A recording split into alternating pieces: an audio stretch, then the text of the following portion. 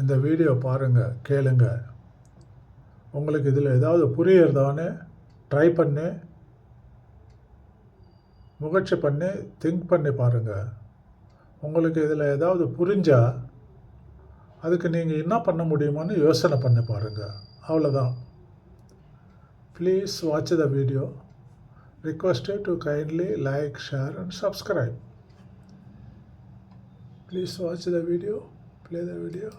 நான் 10ஆம் வகுப்பு தேர்வு எழுத போறேன். எங்க வீட்டில இருந்து 6 கிலோமீட்டர் என்னுடைய பாடசாலை. நான் நடந்து தான் போவேன். போகிற போது எனக்கு நேரம் அதிகமாயிடுச்சு. ஒரு ஐயர் ஒரு கோயிலுக்கு பூஜை பண்ண போறார். அப்போ ஐயா பரீட்சைக்கு நேரம் ஆயிட்டுங்க ஐயா, நான் பரீட்சைக்கு போகணுங்க ஐயா, என்னை கொண்டு இந்த கொஞ்சம் விட்டுறீங்களா ஐயான்னு சொல்றேன். அவரு தன்னுடைய இருசக்கர வாகனத்தை நிறுத்துறார். அவர் அந்த சைக்கிளை அப்படியே கீழே கவுத்து விட்டுட்டு என் பள்ளி இருக்கிற இடம் வரை என்னை துரத்தினார். நான் பட்டது என்னுடைய வழி.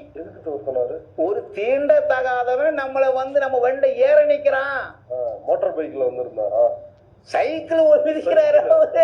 சைக்கிளை போட்டுட்டு என்னுடைய பாடசாலை வரை. இது எனக்கு மாத்திரம் இல்லை, என்னுடைய நண்பர்களுக்கு தெரியும். பெரியார் என்கிற ஒரு மனிதன் இந்த மண்ணிலே தோன்றாவிட்டால் பிராமணர்கள் இந்த மண்ணை முழுமையாக ஆக்கிரமித்து இருக்கிற அத்தனை பேரையும் அடிமையாக்கியிருப்பார்கள். EAP விஸ்வநாதர் இருந்தாரு, திருவிக்கா இருந்தாரு, மாப்போசி இருந்தாரு, எல்லோரும் இருந்தார்கள். சாதி ஒழிப்பை பற்றி யாராவது பேசிட்டாங்களா? பெரியார் தான் பேசினார். நான் 10ஆம் வகுப்பு தேர்வு எழுத போறேன். எங்க வீட்டில்